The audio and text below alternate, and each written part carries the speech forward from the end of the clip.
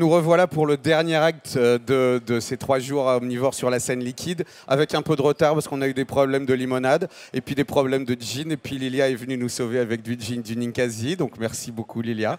Encore merci d'avoir été sur scène avec le whisky du Ninkasi.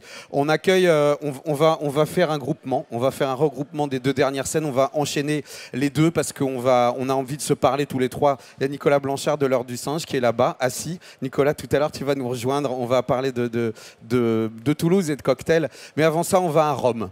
Et on a ici, et on est très très heureux de vous avoir ici sur scène, un grand spécialiste des cocktails et de la scène cocktail et des spirits en Italie, et un des grands bartenders, je parle sous le contrôle de ma rédactrice en chef, Audrey Vacher, de Rome. Je vous demande d'applaudir s'il vous plaît Andrea Strafile, qui est food writer et qui collabore au magazine Punch Drink.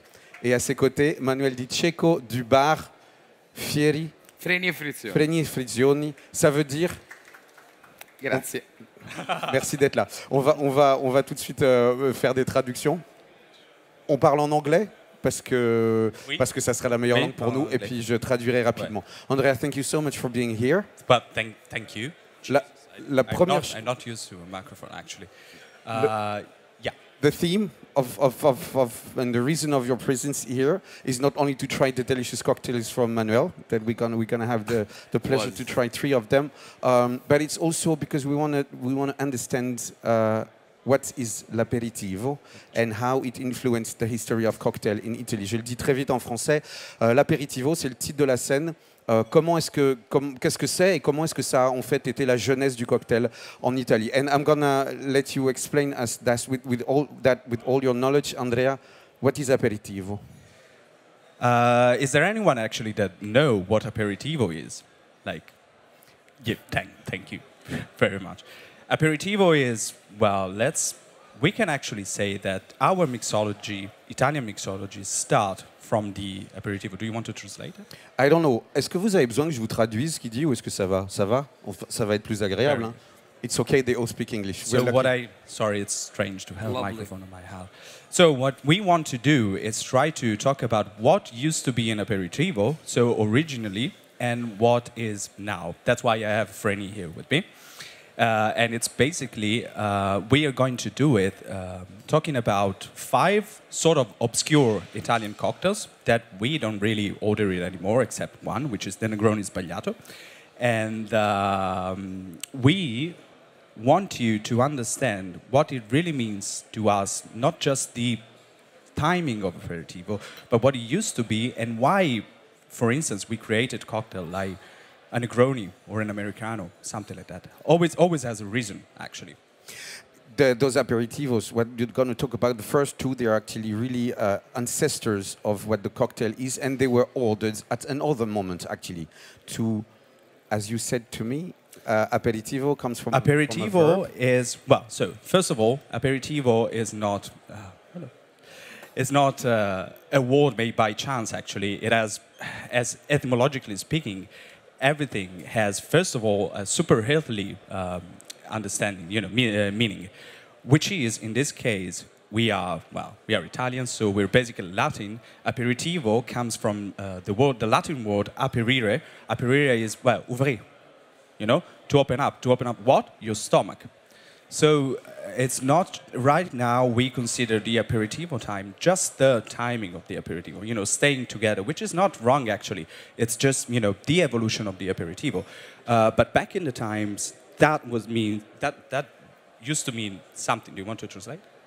You wanted to, the drink that's going to open your appetite, the drink that's going to make your stomach welcome the food that's going to come just after that. And that's why it's made mainly with medicinal herbs. That's precisely the thing. So when we talk about aperitivo, historically, we are not just talking about having some wine before dinner or something. Everything starts with, and now I'm getting serious into the first cocktails actually, everything starts with the vermouth and whatever liqueur or whatever, which has some sort of botanicals that biochemically actually opens up your stomach. So vermouth and bitter, for instance. These are the 2 main thing that you want in your aperitivo, actually, they used to want. The bitterness. Are we talking in English? Yes, it's lovely. So we're listening to you. Of course, I don't want to interrupt you. It's fascinating what you're saying. We're all listening. We're all ears. What we're going to do is talking about 2 different cocktails for each area. We are going to talk about 3 years, and we really want to talk about not only the posh aperitivo, because we always have the posh aperitivo and the popular aperitivo. So our first story is about the vermouth and soda. Once they invented the vermouth in 1786 in Piemonte, they started actually having this vermouth in the super hyper. What are you doing? I'm starting to prepare. Do your business, please. Well, the guys are He's really working, interesting you're about talking, you. we're Yeah. listening. It's a very Yeah, good the combination. thing is that I'm a little bit shy, so sometimes I have to. But whatever. So the very first cocktail we were talking about is vermouth and soda, which is a super posh cocktail because not only used to be drank by the aristocratic and the king of Italy himself, we also have a document that says when Italy was unified in 1861, they used to cheer up with this vermouth and soda, which is basically just vermouth and soda. But the king himself decided to, he basically did a law, and no one was allowed except the bourgeois, except the aristocratic and the royal family, to buy the vermouth. So we have vermouth and soda on one hand, and on the other hand, because also the popular people and the poor people had to do some aperitivo, it's something in our veins actually, to trying to recreate it, they started doing what is, well, we call it vermouth and gasosa. What is the word in French? La limonade. And it was a limonade. very Limonade. interesting conversation we just had. Because for you, when I said limonade, you said, no, it's no lemon. It's Yeah. water with sugar, sparkling. And actually, that's what basically limonade Because for is in us, French. limonata But is you don't sort call of, it like it's that. either fresh, Yes. like just fresh limonata, or something like lemon soda. Yeah. Something like that. But, and then how you call it in Italian? Limonade? We call it gasosa, which is Gasosa. basically something that it was invented in Canton Ticino in Switzerland, which is right next to Piemonte, to be honest. So they started doing, firstly, homemade. If you want to do it homemade, I never done it, but I just found the recipe. It's super easy. You put some lemon, you put some sugar, and you leave it fermentating for I don't remember how much, actually. And then at the end of 19th century, they started to produce it like fabrics or something. So in this case, we have the second obscure cocktail, which is the popular one, which is wine and gasosa. Historically, it's red wine, right? What we choose because it's really easy to make home, and there is a reason why the king drink vermouth instead of the poor guy, poor man. They work and just have the gasosa homemade. They put in a wine because the wine was the worst way to drink alcohol because the wine was cheapest. Bad wine? Bad wine. So, and you're just going to add... That is how start mixologists for a lot of reasons, but we don't start like that. No, of course not. Start with this. And we have a lot of reference about in home, at home. If you can maybe bring at someone. Yeah, have some. At home, there is a lot of names for this recipe. It's just wine, gasosa, called bicicletta, they called vinegazzus. And we find a recipe of in Marche, Sicily, and in Spain too. And there is easy to find that way to drink wine at home because we have a lot of reference. And we know certainly that the drink is easy. I just keep it cold, the glass.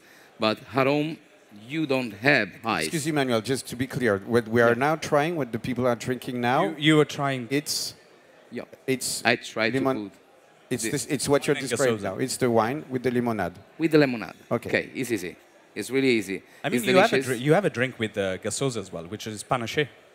To be quite honest, but Yeah, it's easy. I want to go back to that historical park. There was a tradition in France, indeed, to have, for example, what we call blanc limé or rouge limé, which in cafes you order a glass of wine with extra lemonade in it. because usually the wine's not So good. you see, it's universal. It's beautiful. I think it's we do that with beer in French. In France, you know, panaché. Panaché. Okay, I love you. Kind of That's same. true. Yeah. That is the way to drink something, and maybe you didn't like it, but the way to drink is obviously the people have in DNA. That is the point. Yeah, it's something That's actually it. very, very human, actually. And the drink is really easy because you must put 1 part of wine and 2 parts of lemonade. I chose this wine because it's easy, without ice. And just cheers. Hope you like, because it's really easy to drink. And Of course, don't without forget, ice. when We you didn't put have something ice. wine, someone 300 years ago is really enjoyed, and it was the first kind of drink, not a cocktail, but a drink. Well, That was just tasted in cool. the meantime. This is the Cheers. is the genesis. This is the start. This is the of start. the aperitivo. This is pretty much. I want to. This is the start of the popular aperitivo. Yeah. This has to be very, very clear. So it was a classist thing, and what we actually were trying to do is letting you know how at some point the classism just completely disappeared, and we actually right now everyone drinks. I mean, I don't know, like a king right now could drink a Negroni like a worker, 100 years ago. I wanted to. This is a precision you gave me just before when we talked about it. Is that all those there are historical sources, and you actually found some documents. What you're telling About us the now, second, about the second talking we're talking about. Yes. Yeah, it's which Audrey know actually because we had it together when we met. You remember the story? We are less now. Yeah, I love this story. So this was the half and the end of 19th century, right? So we have these workers and these peasants drinking this stuff you're drinking now, and the aristocratic drinking this vermouth and soda, super posh or something. And now we jump directly to the 50s, so 1950, and I like very much this story. Well, first of all, because the drink we are talking about now is a drink from Rome. It's quite hard, actually, to find a drink from Rome. And second, because me as a cocktail historian, it's beautiful when you actually find the documents. I mean, it's something nerdy, but I actually like it. So 1950, at this point, we have a cocktail, and actually we have 2 cocktails named Cardinale, like a cardinal. How do you say it in French, cardinal? It's Cardinal. Cardinal. It's a cardinal. And it's super interesting because there's a beautiful story behind that. And the story is that. So right after the Second World War, we have, of course, a super bad situation, right? Everything was destroyed, everything was, had to be reset or something. So the Pope at the time decided to bring all together the cardinals and the bishop and archbishops. So he indicted a jubileum, which is basically the thing that actually you do if you want all together, to discuss about it. And because there used to be just one single street in Rome with hotels, like proper hotels, which is Via Veneto. You might know Via Veneto is the one, with Audrey Hepburn in, Roman vacation or something. This cardinal called Spellman from New York, I mean, he was a super important cardinal, like let's say like the Pope of the United States, okay, super, super important, but at the same time, he was an alcoholic. And he wasn't clearly an alcoholic. I mean, we have the documentation that actually say the guy used to order like 20 glasses of wine per day. And because he was a cardinal, you can't really pour the wine from the same bottle. So he pretended to uncork a new bottle every single time, which is, as you can imagine, for the bartender, it's not sustainable. So he just started thinking the Negroni was still a thing, from the 20s. So he just tried to, he didn't try, he cheated the guy. And he basically did a Negroni with the leftovers of the wine that he used to collect for the cardinal. So we're talking about a wine-based Negroni. What are the ingredients then? Riesling, the wine? to be honest. Riesling? Riesling. And then the rest is the Riesling is coming instead of the... Oh, the Riesling is instead of the red vermouth. So it's basically a Negroni without the red vermouth, but with, back in the time, used to be this wine. They used to macerate it. I mean, as well, if you go there to the Excelsior Hotel right now in Rome, they still have the original recipe. But, of course, if you have a bar and you work in a bar, you perfectly know that you cannot use wine I mean, it has a shelf life. You need something. So now they use vermouth dry. Okay. It's a French vermouth. It's a French vermouth. That's it. So what did you pour If now you want, in you that can glass? pour it. This is a Cardinale. You see, Cardinale. it's Sorry exactly if the same I'm color going of a faster. Cardinal. So it's gin. It's easy because I find this fabulous dry vermouth, a solid one, near. And thank you so much for the gin, really. And this is a good one because it's really complex but easy. And it's like the midway by Riesling and a dry vermouth. Classic dry vermouth is still dry vermouth, is aged. It's really cool. And I do one part, because that is the recipe that win with the story. It's a 3-ingredient cocktail. It's a great cocktail book. I hope someone read it. It's 3-ingredient, easy. The structure of a Negroni. This cocktail is a strange, really story because he told really good, but someone thinking about a twist on Martini or twist on Negroni is not now the moment to talking about this issue. No, I mean... But just the coupé choice, the dash, but it's really cool. And they had the first part of that we're talking about later. The bitterness, the sweeter part, Yeah. and the alcoholic cake. And it's really cool. It's easy to make it. A zest of lemon, zest of orange, don't care what you want it, just enjoy it. It's a strong. He opened yours so much. Yes, it's really one is perfect before to go to lunch. Yeah, it is. That is the focus point of today. So that the I mean, my suggestion is to, when you want so bad a Negroni, just think about that Negroni is, nah, you don't want a Negroni. Cheers, you want guys. this. This is a super elegant cocktail. Actually, the dry vermouth or the wine itself makes it much, much more profound. And it's a fun story, and I'm going to finish the story because I told you, a posh one and a popular one. And this story is particularly beautiful, well, not only because this guy tried and actually did it, cheated this cardinal, but because, again, we are in Via Veneto, and I said before that Audrey Hepburn used to shoot the film, you know, Roman Holiday, right exactly in the same bar, in the same hotel. And it was like 5 years later. So they still used to serve it. And because she was so in love with the cocktail, we have actually, we have photographs of Audrey Hepburn drinking this cocktail in Rome and in New York City. I mean, she used to drink it at her parties. So as you can imagine, Dolce Vita were like literally in the Dolce Vita, and this cocktail became a super, super boom. What is actually almost interesting is that it is almost completely disappeared now in Italy. If you ask for a Cardinale, if not is a fancy bar like Freni and Frizioni, they absolutely have no idea what you're talking about. But it was so popular, and it's also the same time where the popular bars started to pop out. Let's say like a pub, where you have a coffee in the morning and a spritz in the afternoon, right? And they wanted to create a Cardinale so well because it was super, super well known.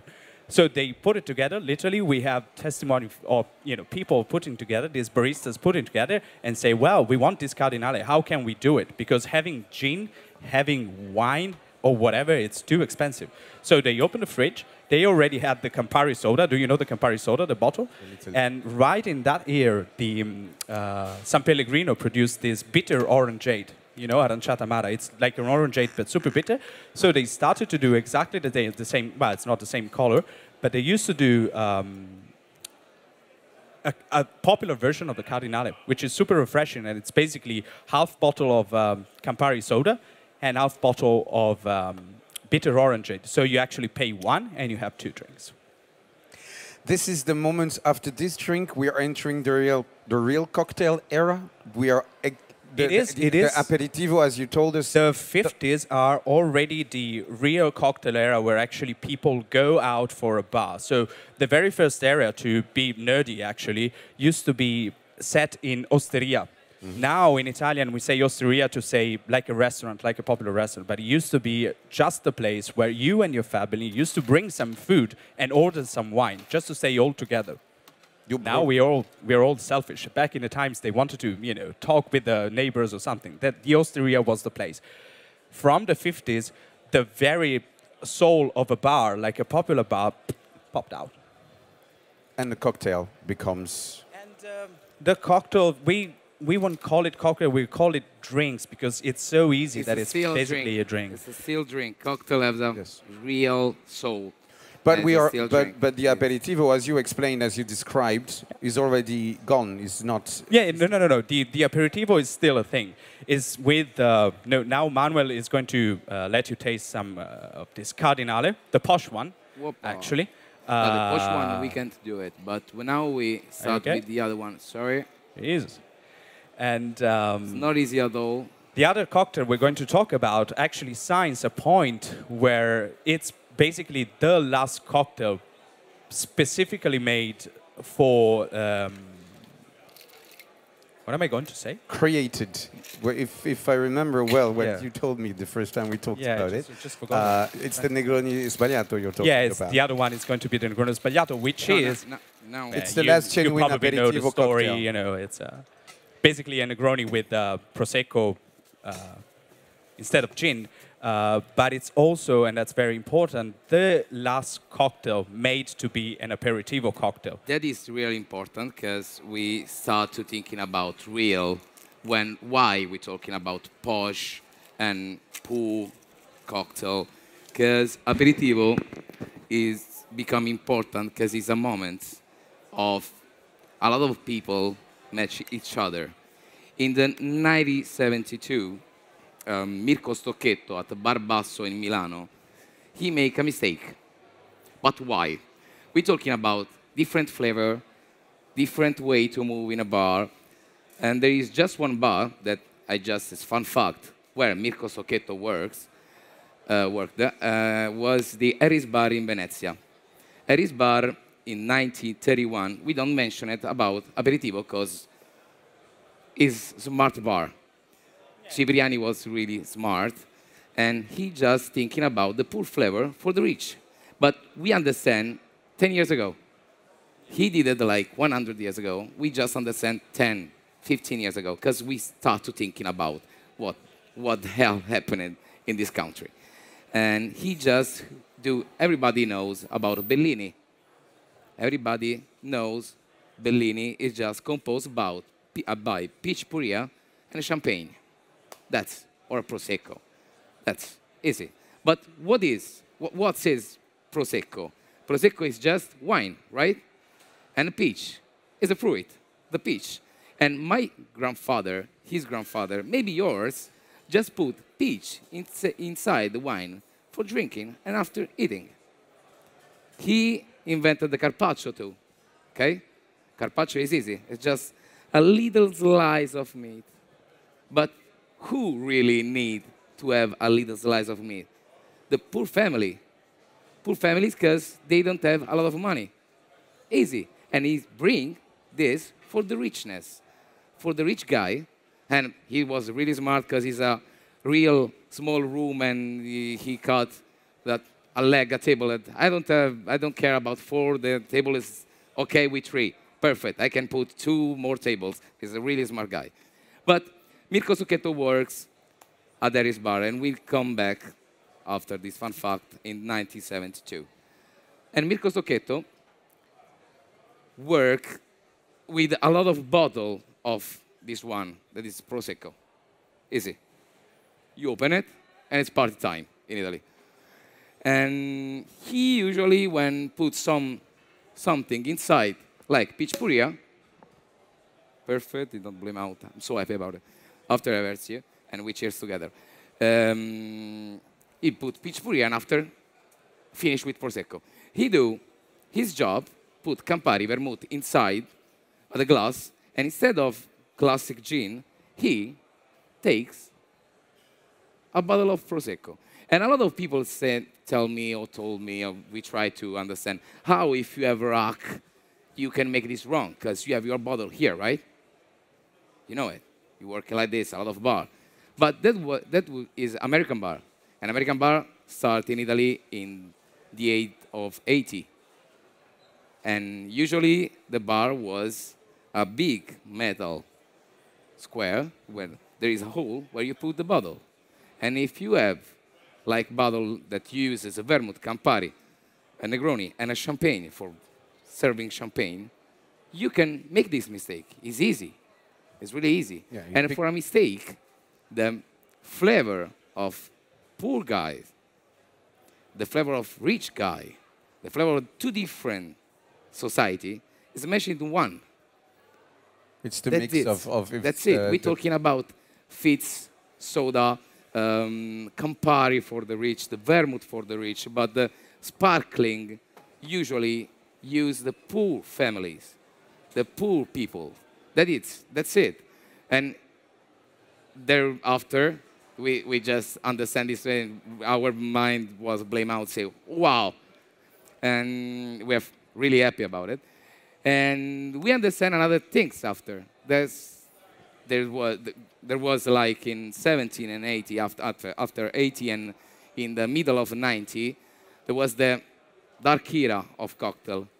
You know, everybody changed alcohol just for drugs. But it's also, well, wait a minute. It's also important because this drink here, this Barbasso in Milan, actually sets a point where there's no more a class definition of an aperitivo cocktail. Everyone was there, lawyers, workers, everyone was in these bars, you know, criminals actually. Barbasso was very famous with criminals, mafia people from Milan.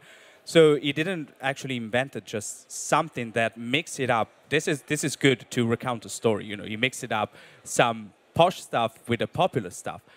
But the thing is that from that point on, yes, it's the very last drink of the like proper Italian aperitivo.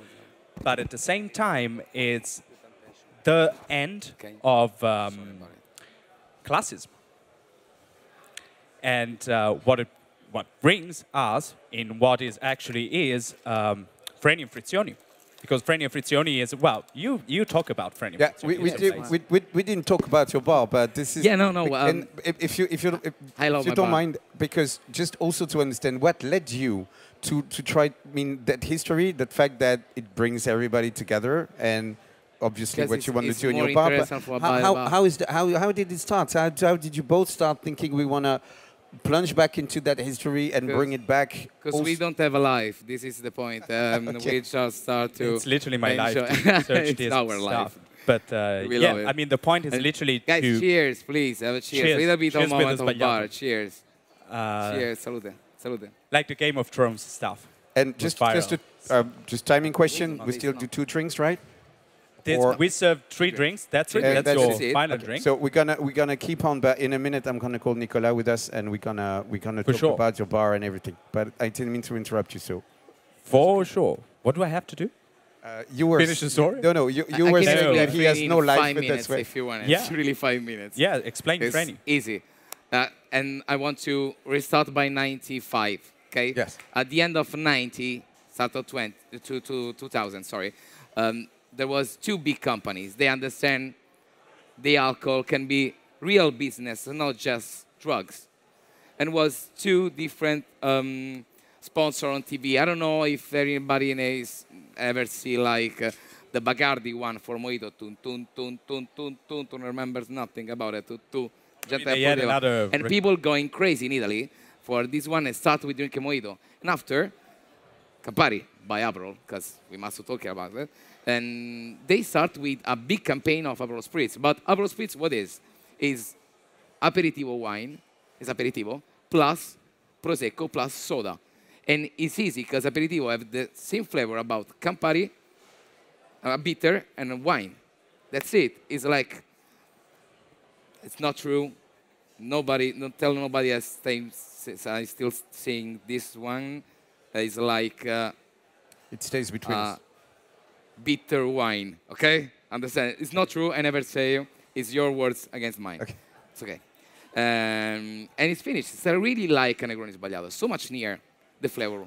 If you taste it, it is actually the spritz. It is actually brings us back to the very, very primordial thing, because we were talking about wine and gasosa, but this is on the east side of Italy. On the western side of Italy, there was spritz, but the spritz originally is not Aperol thing. It's just wine with a splash of soda. Easy. So it's the same stuff. Every time it's easy. Just 2 ingredients. I don't know. I hope you hear me now. I can hear myself. And that is point why I want to talk about mojito and spritz. Because Freni, when it started in open 4 July of 2005, we start to do like I don't know how many kilos of lime and mint and how many bottles of Aperol and Prosecco. We just do spritz and mojito. Because that is the focus after we start with Americano. Because Aperitivo time was our killer application. Aperitivo is really famous in Turin. It was born over there. The idea to eat and something. We're talking about the kind of cocktail. And our boss, the big boss, the saint, the god. No, I'm joking. He's from Turin, and he just say why there is no aperitivo time here. Just bring in Rome, and we start like this with easy cocktail. We are lucky. We was lucky because cocktail mania exploded, and we really start to study a lot. First of me was Christian and Riccardo. Now is their owner. And they study. Christian is one of the ambassador of mezcal, but not for a brand, for Mexico.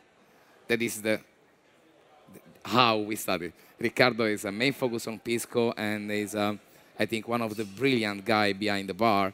He can during a funeral you can organize a bar if you want it. Just talking about people and people stay around is a really superpower. Now is my part with another one is Alessandro Mannoni. I don't like to count bottles, and I want to stay at bar. And you have that kind of management. That kind of management. I have the guys who I choose who work. You're the creative mind of the bar. No, not just me, because now there is Michele. He won the world class in Italy last year. We're a big group. It's not easy to stay inside. And how many people now working in the bar? It's 15. 15. It's good because as a customer, I am there. I mean, I'm basically paying their university. I mean, there literally every day. Because we know the customer there is different. And that is the point. It's a final one. Freni is a work in progress bar. We can really talk every time and maybe have fun. Sometimes we can fight. But the focus really is the customer. Because the customer, when stay inside, he has different, for of you can have fun. You too can it's your first visit, first appointment. I don't know, you're alone. And we try to keep involving everybody in a fun bar where the technique, we knows it, we know all about the bar, but who cares? If you don't want to know it, just easy, let's dance. Where do we find Freni Frizioni in Trastevere in Rome. In Trastevere? Trastevere. You told me, yeah? Freni Frizioni, that means Freni it's brakes, and Frizioni it's the embrayage, as we say in French. Yeah. So we come to stop and to débrayer. This is the way. If you don't mind, because we have Nicolas here, and his story has some common points with yours. So, Nicolas Blanchard, si tu veux bien nous rejoindre, si on peut applaudir Nicolas, l'heure du singe, macaque, tempête bar. So, salut. Avec toi, je parle français. Tu comprendras les réponses des camarades en anglais. Et t'as un micro, c'est magnifique. It's very nice to have you together here because the story and the history of cocktail in France is of course completely different. We don't have the same tradition. Je parle sous ton contrôle. Je pense que si tu le mets là et que tu parles, ça marche. Essaye. C'est sûr. Ah ouais, voilà. Salut. Si tu es d'accord avec moi, cette histoire du cocktail et italien, en tout cas de comment ça se rejoint, cet apéritivo qui évolue. On n'a pas la même histoire en France. The history in France is different. You just had some other stuff, like Pernod and water, for instance. Yeah, we have other tastes, other projects. Yeah, pretty much the same, I guess. We have absinthe. So you're saying it's actually close, but the history you described of popular drinks that are reproducing the aristocratic drinks, I don't think we have that. Je me trompe, on n'a pas cette histoire-là où on aurait eu des cocktails qui étaient seulement pour l'aristocratie, qu'on aurait transformés par des recettes populaires en d'autres formes. Ça t'évoque quelque chose, ça? En français, c'est OK? Ou on peut le faire en anglais? Toi, tu fais en français. Yes. Okay. I will translate to you. Or I think we've got a long product story. it's less mixing and cocktail story, but maybe because we are very attached to the production of specific stuffs like anisé, like just wine, like canquina, so just canquina on the rock, or just Cointreau on the rock. Like I know my grandparents used to drink only even vermouth, was just only on ice. Just vermouth. So I think the cocktail history was more attached to Palace, big hotel in Paris. And I think that's why it's not very popular in France, and we needed time to, I don't like this word, but educate people to mix stuff. I can remember when I started, when I said I made a cocktail with Armagnac or cognac, people were like, "Oh my God, you're crazy!" It's the same in grappa for in Italy. Yes, yeah, it's okay. I guess. Same. So I think we are a bit. I don't know how to say it in English. We are very almost. It's almost a religion to be very, very, straight on one way to do something. Like alcohol is made to be like this way, so don't change it. And I think maybe an Italian or American way is more. If it's fun, it's okay. And we are not so much like that. We don't have the same tradition, but that education part I think we share, because I know that you still need to educate, and it's a thing that Nicolas has been doing a lot. On peut dire que c'est vrai que cette éducation au goût et au cocktail, ça a été tout le parcours de l'heure du singe depuis le début, c'est d'amener les gens à comprendre ce qu'on fait, à comprendre ce qu'il y a dans le cocktail, et à se laisser entraîner vers quelque chose, that you take them somewhere. You teach them the taste and you take them somewhere. It's the basis of a bartender's job. I kind of reject the way to say teaching and educating, because it sounds very condescending, but I think it's more a way to show how you can enjoy without being very serious. So you can have a 5-ingredient cocktail without having a monocle, I don't know how to say it, and a wax mustache.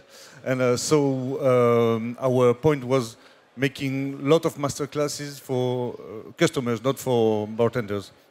A lot of master classes, a lot of... Sorry, do you do masterclass for customers? Yes, a lot. That is better for me, because if customer wants something, bartender, maybe the first, maybe the second, and third, he must to do it. And this changing, like, not just one bar, but the bar industry. Yeah. There is a lot of bar about like ABC mixing cocktail made by Charles Mahoney. Is one of the customer he made great. Negroni was customer. Fosso Scarselli was the bartender. It's the same way. That is more important. If it's true, there's a dialogue. True. That's what you're talking. There is a good basement for changing the stuff. L'échange et le fait que certains de ces cocktails, en fait, ils naissent comme ils nous l'ont expliqué, pas dans des bars à cocktails, mais chez les gens. Finalement, ce qu'on a bu là, c'est des gens qui se sont fait leur cocktail chez eux. Et que donc, il y a cette relation, si j'ai bien compris la fin, parce que je n'ai pas tout bien entendu avec le casque de Manuel. But yes, I don't know if it's the way he does it. The masterclass you do, I mean, the way you want to work with people to, okay, it's not educate or teach, but it's to bring them to understand how it's made, why it's made like this, what are the products. Comment ça marche? What do you do actually? Because c'est l'école du singe. Hein? L'école du singe is more a program for bartenders, okay. to train bartenders, already bartenders or becoming bartenders. But that's also one of his projects. With customers is more master classes, and even it's a way to be nice just when you explain a cocktail, like to be very. Explain. Pédagogue. Yeah. Encore une fois, on parle d'éducation, mais être pédagogue, being even on the menu, being clear and not trying to be very impressive, like with a big word like mixologist and stuff like that. So when we realized the people are very, very into cooking, into making cocktail at home, we made master classes. out of the shift, of course. And people come behind the bar and I show them how classic were made in the history, and but without telling them like if you don't do like in proper way of history, it's crap. I always try to show how it's always better when you have fun, even if you don't have the proper lime for the daiquiri and you take some lemon, wow, big stuff, or just vinegar, or just try something. And just trying to mix stuff and share stuff with friends. I think it's always a better way. Even in cocktail bar, when you do everything at home, everything homemade, I mean. Yeah. I guess one of the key words is honesty. And that's what you've been showing us in France, where we don't have, again, that tradition outside of very classical American kind of hotel bars. It's the honesty of the cocktail and not cheating with the products. Because in the cocktail scene, to be honest, a lot of people just like try to screw you with telling you what's in the glass. You agree on this, right? Yeah, sure. Not good bartenders, the bad ones. But guys, that is the point. Bartending is continue in moments, the bartending. We know because we're talking about first of Dark Era, but during Dark Era, Dark Age, about cocktail, there was a lot of great bartender in London, like Calabrese, there was Gary Regan, there was the history of bartending. But we're talking about something that maybe can be shit in some part, but there is a lot of people then doing great, and just need time. That's the point, sorry. No, yeah, that's another factor. It's also if you creating this empathy with customer, because you do great, I mean. If you have the customer inside your bar to learn something, you're really creating a beast to go outside, to talking with the bartender. The bartender must shut up and do it, and now they must study. That's it. It really is easy to create a movement, and this is one of the right way to do it for me, because we start together 2010 at Jerry Thomas. All the bartenders drink over there, open the book of Jerry Thomas, and let's do it. That's it. That's how start in Italy. Me. Sorry, man. No, continue. As a journalist, how you in France, how did you start this mixology trend? I mean, you are one of the first, right? I guess. No. Not really, but... Not really. Never going to say that, but he was one of the people who started a change from the classical bartending, and he made it something more French, more personal, with an identity that didn't exist before in France. He's never going to say that, but it's the truth. So yeah, what's your philosophy? Well, basically, I started work in England, in Manchester, as a bartender, as a barback, and I learned in a very big volume bar. So by chance, because I was not trying to be bartender, I just wanted a job to just do it, and it was like almost all of you. Yes, exactly. Having party without paying. The good old generation. Now they just think they are gods or something. Exactly. Yeah. So basically, I learned in a very festive, very the party way. Yeah, like a big bar with 10 stations of cocktail, and so in the same bar you could have a pint of pills, or just a gin and tonic, or vodka and soda, or a dry martini and old fashioned. So I discovered that for me cocktail was just mojito and caipirinha. So I enjoyed that in a way that it was quite serious, and at the same time it was not a pretentious bar. So when I learned that, I found that very cool. And then I started to try to work in more serious bar to improve my skills. And I discovered in the same time the arrogance of the middle. So when I felt that I was grown enough to open my bar, I found that a good option to think in a way like where I learn in a very normal bar, where you can have a 1,000 ingredients cocktail made with Rotavap and everything. But as you said before, the cocktail customers don't care, and they are right. if they are interested, you can explain, but they should never be, the concept of the bar should never be that. It's just a way to do something. It's not supposed to be the goal, I think. I think if it's a bar good, nobody must to explain the concept of the bar. Yeah. That's it. So the philosophy is this one, but I don't think I was the first. I think every bartender working in a proper cocktail bar in 2010 was dreaming about that. But at this time, trying to do that was not very bankable. Is that correct? Yeah, it was not bankable. Because when you in 2016, when we opened a bar with Morgan, which is the half of the business. Yeah, that's the she doesn't want to be on the. she didn't want to be on stage. But she's more important than me. Voilà. L'heure du singe, c'est Morgan et Nicolas. So basically, when we started in 2016, we tried to do a very sobre en français, mais c'est pas pareil en anglais. Ah, sober. Sober? Yeah, sober. Not about alcohol. Sober, like about No alcohol or less alcohol. Not a speakeasy, Sober. not very rich decoration. You can say minimal, if you want. Yeah, minimal, very minimal, very, with just a down to couple of earth. bottles on the back bar and very simple drinks. You can say easy.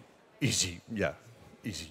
But because it was 2016, a lot of people told us like it's not enough.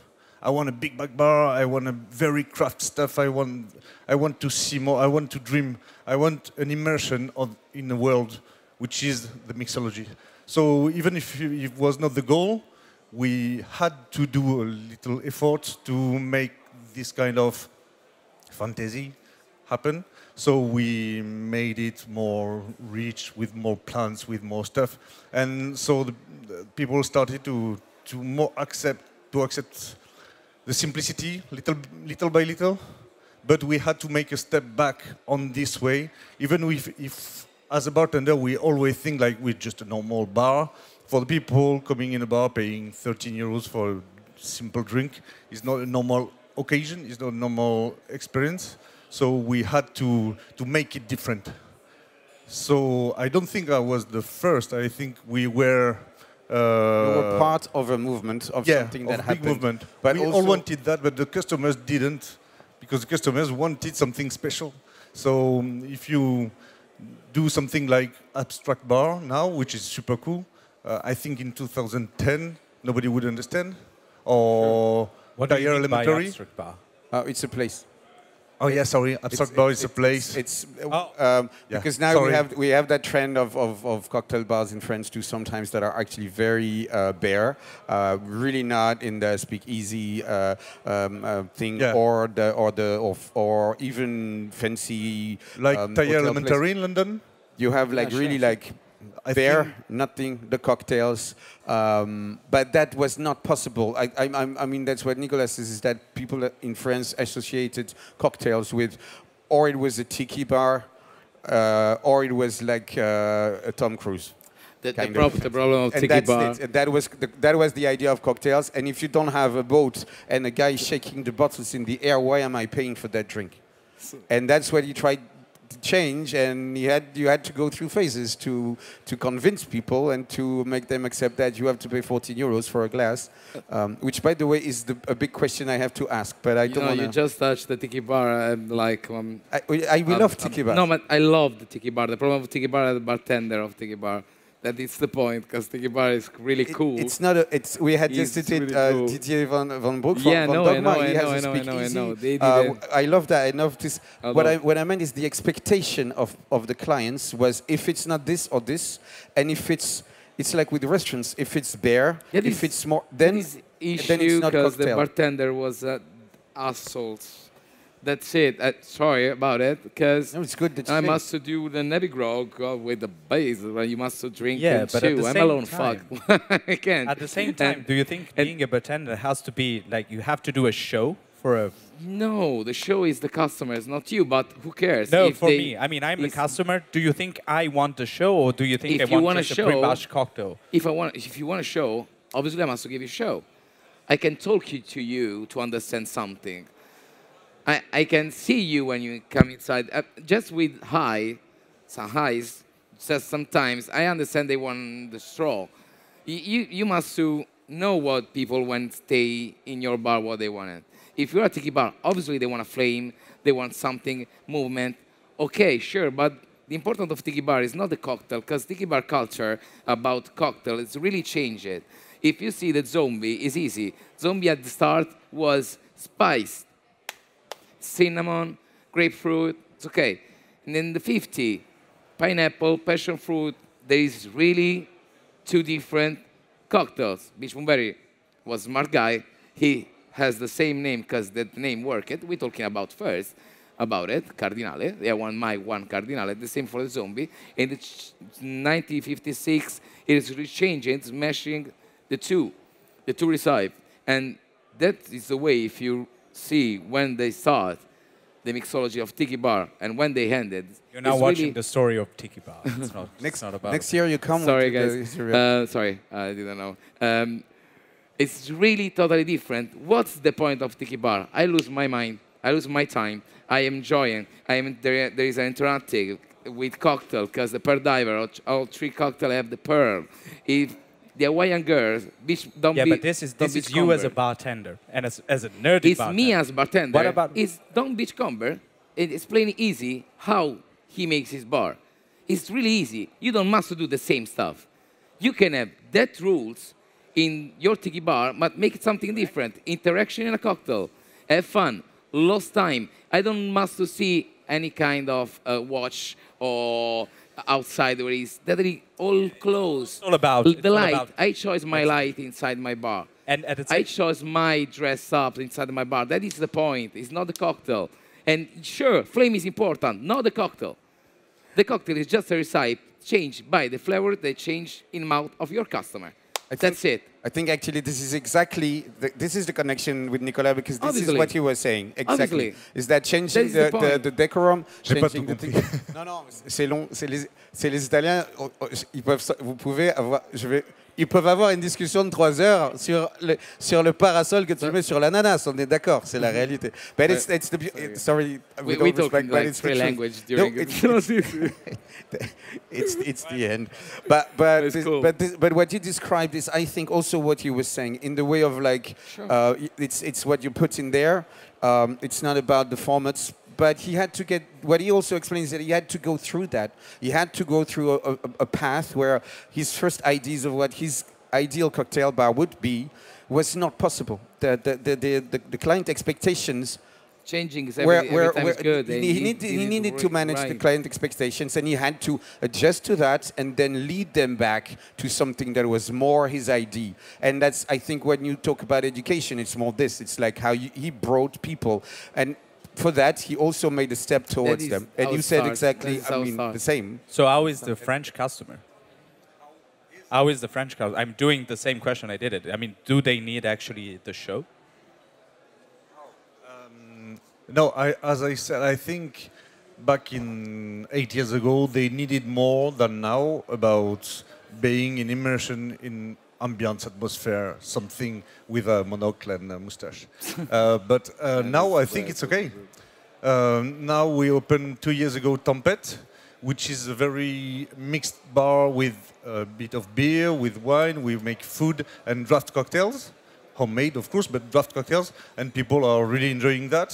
8 years ago, just a simple little bottle with a cocktail you had to pour in your glass. Everybody's like, no, I want to see the bartender making it. But now it's finished. I think it's another era. Depend on the place as well, and depend on the maybe how you present it. We're running out of time, and it's a pity because that's the time. If I may, that's the last question, and that was also why we brought you together. Is that question of the price? Because when we talk about expectations of the client, we also talk about the pricing, and sometimes actually low price is even counterproductive because people want to pay for cocktails. Maybe you're the best person to answer that question. Do you think you see so many cocktails, by the three of you?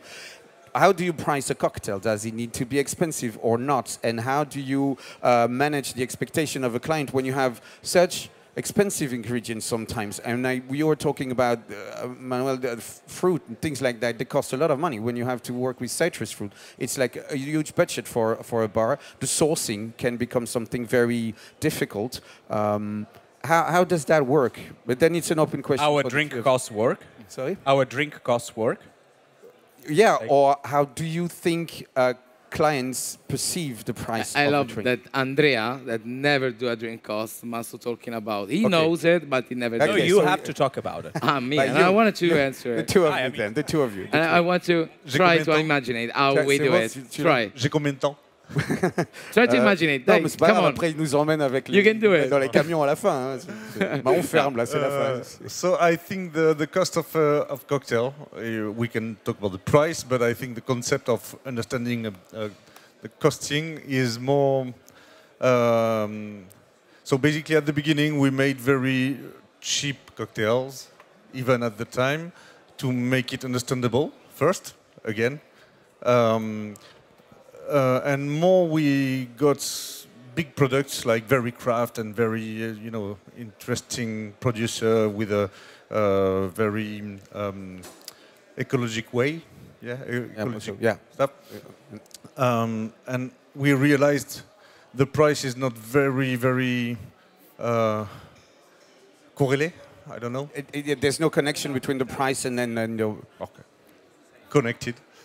Yeah, linked. It's not very linked to the price of the product. It can be, of course, for simple gin and tonic, you can see the difference. But if you start making effort on how you change your cocktail, how you present it, how much effort you need. For example, we start renting a lab to make cocktail for the events company and the bar, thinking, oh, it's interesting because just one person can produce every syrup, every fermentation, every distillation, everything, for 2 enterprises. So it's it's a good way to not increase the price because just one person can do for both and make events and stuff. But we decide to make more effort on the transformation. So we both, for example, a big machine to make clear ice.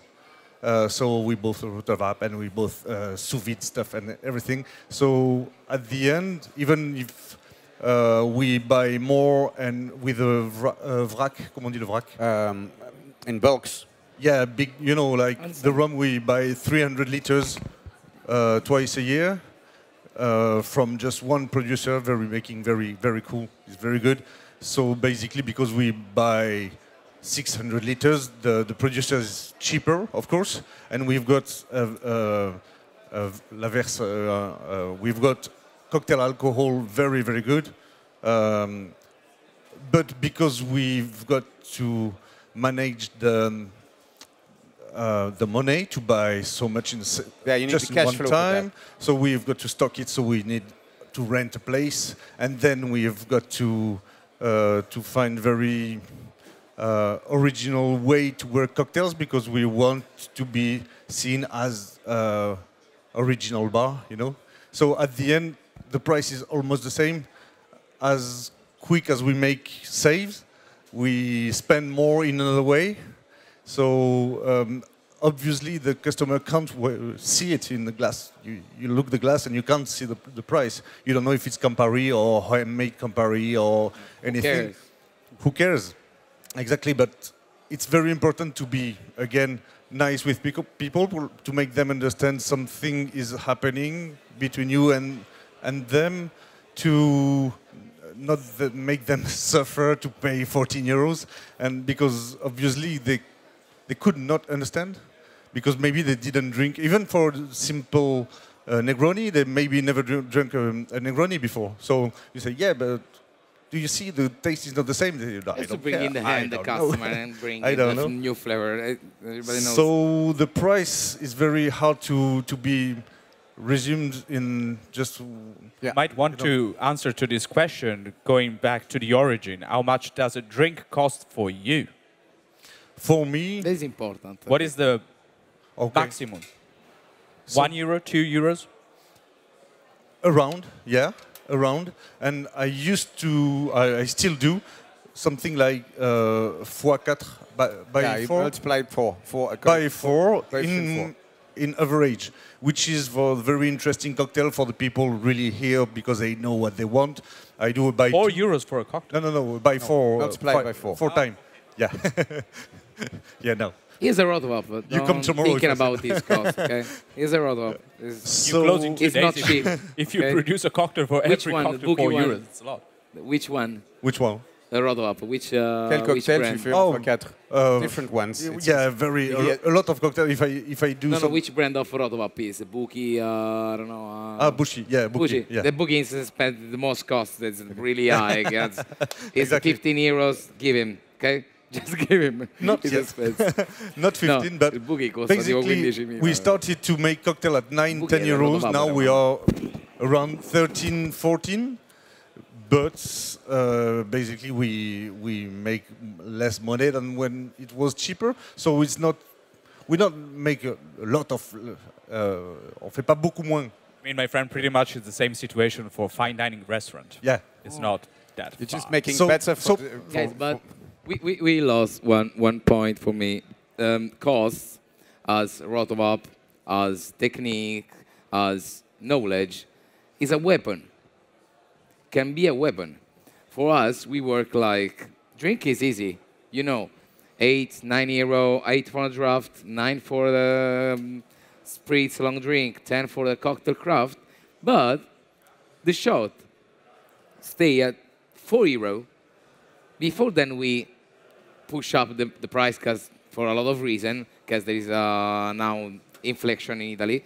It's not easy. But the 4 euros, when I started 6 years ago, the shot costs 4 euros just because I don't want the child.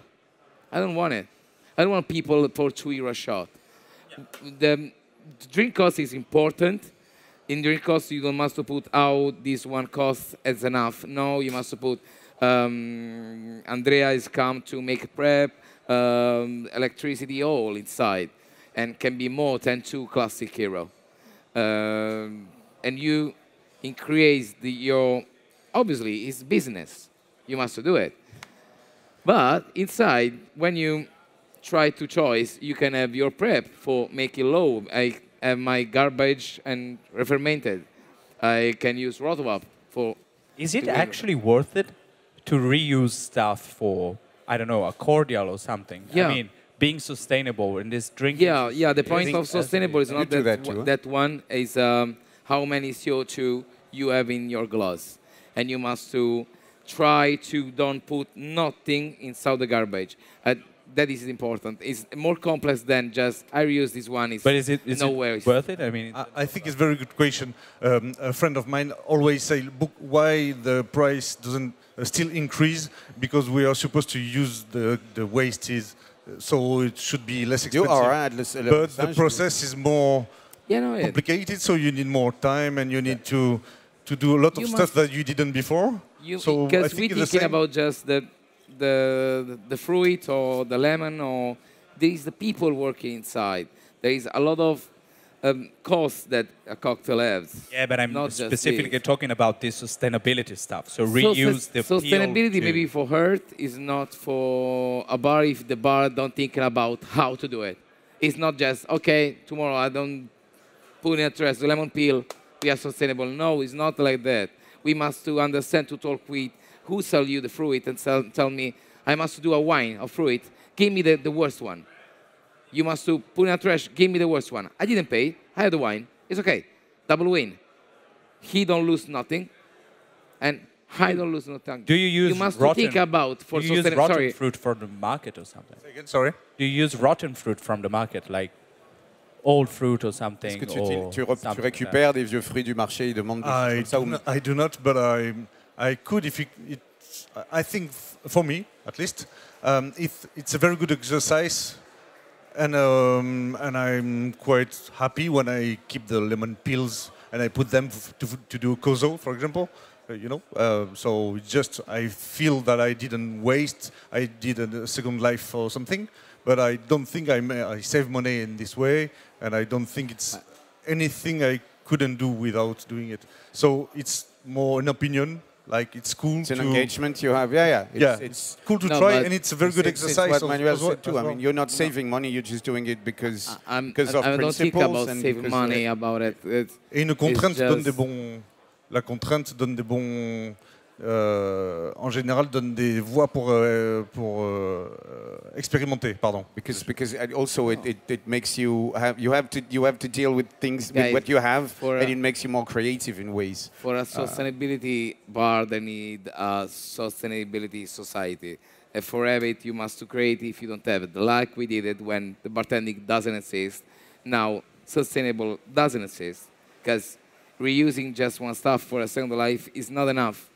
It's not enough, because you must calc inside the lemon, which travel make forever, for come here with airplane, I don't know, or train, or passion fruit. There is a lot of issue inside to talking about. And there is a lot of body talking really well. Dr. Stravinsky, one of first, they just create all the spirits with near zero CO2 impact. Yes, So there is a lot of example outside the world. Alchemico, one of them. But I think it's easy because Alchemico stay in the jungle. Yeah. We stay in the center of Rome. That's not true, because I don't know. the guy from Rudau said they stay in Sweden, they have literally nothing. They have like a potato and a carrot. Yeah. No, sure. Andrea, I don't tell you you must do that. You must think about your way to do it. As usual, how mixologist is, how the life is, how the rules are in the life. There is only your way, but you must think how to do it. If you just start because you listen to someone, That's the thing. it's not the good You need way. a philosophy. That's what you actually do with your bars. Yeah, someone explain you how does it work. It's not easy because it's really complex, and you're afraid maybe if someone say, I don't give a damn, it's impossible, okay. But you say, guy, the beautiful is in a complexity. You must be complex in your life, because if you want to do something beautiful, you must discover how difficult it is. When you're happy about something, because you cry about it, you spend a lot of time. That is the only way to do something. It's not easy as just recover fruit or something. You must think where you buy your stuff. If you can, don't spend money for make it sustainable. If you, it's CO2 zero. If you just come to who sell you the fruit and say, what is your trash today? Thank you so much, mate. I put in a fucking, sorry, I put in a, in a jar. Yes. With something, sugar and water, and without start fermentation, just wild one. And now we still it. I have another spirit. Maybe you must, I don't know, by the law. In Italy you can't do it, but you can use it fermented and pasteurize it. It's okay. Can you do it in France? Can you ferment stuff? Can you ferment it and still? Fermentation is okay. I think there's a lot of stuff we do that we can't, but nobody knows. But we don't distill it, we draw them up, we separated the water. We can't distill. Distillation is very controlled. Yeah. The rest is a bit more like an open space, I guess. Guys, we could talk for hours, but they are literally going to close around us. We're going to end up with no lights, speaking the four of us here all alone until tomorrow morning. Sorry, guys. I would enjoy that very much. I suggest something. Let's meet again here next year. And in the meantime, let's go to Fieri e Frizioni. Yeah, if you want in Roma. Stay in Rome, pass by Freni and Frizioni. I'm washing the glass. I mean, you two should do something together. What? You should do a guest ship. Yeah, sure. We're gonna work on that. This is our business. We're talking later. I don't know Omnivore why. sponsor. You know, the dandy. If you just see one stuff, we're talking about posh and poor cocktail. Look at him. He's a dandy. Me, I'm just with Avance, Terriero, and I'm the poor one. True. And he must talk. You must do guest shift. He makes money like this, you know. He tries to organize all. So, guys, we see each other in Toulouse, à l'heure du singe, in Roma. We talk again. It was an honor to have the three of you. Je voudrais bien qu'on applaudisse, s'il vous plaît, très fort. Andrea Strafile, Manuel Di Cecco, Nicolas Blanchard. On ne pouvait pas rêver une meilleure fin que ça. Et merci, on a mis un peu le bazar. Et ben, c'était très chouette. I'm going to speak French now because it's I didn't understand nothing, but I love you. Sorry. I didn't understand nothing, but I love you. No, but I love you too. Merci d'avoir tous été là sur la scène liquide. Je vous fais le générique de fin parce qu'il est important. Cette scène, elle est produite par Leila Nallet. C'est elle qui fait que sa vie et c'est sa scène. Je voudrais, même si elle n'est pas là, qu'on l'applaudisse très fort, s'il vous plaît. Pour l'aider, il y a Audrey Vacher qui est là, qui a monté cette scène aussi, et Marilyn Ansbach, les gens qui construisent le festival et qu'on voit pas, enfin, mais qu'on aime. À la technique, c'était Alexis Delpech. J'ai plus de cerveau, je n'arrive même plus. Alexis, merci pour le son.